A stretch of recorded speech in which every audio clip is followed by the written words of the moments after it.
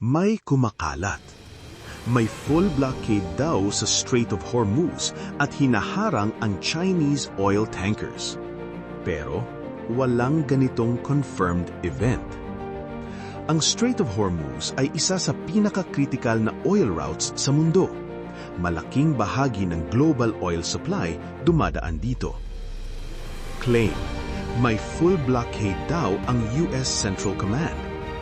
Fact, walang official confirmation mula sa CENTCOM o sa United States Department of Defense.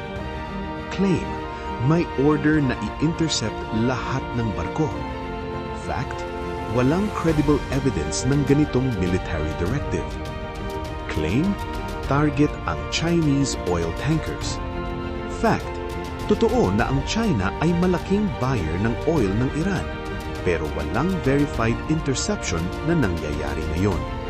Kung may totoong blockade, makikita natin agad ang global reaction, oil price spikes, emergency statements mula sa United Nations at non-stop international coverage.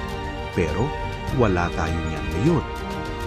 Halo ito ng tunay na facts at exaggerated claims, kaya bago mag-share, i-check muna ang source. Pero tandaan, kahit walang blockade ngayon, ang tension sa pagitan ng United States, Iran at China ay totoong umiinit.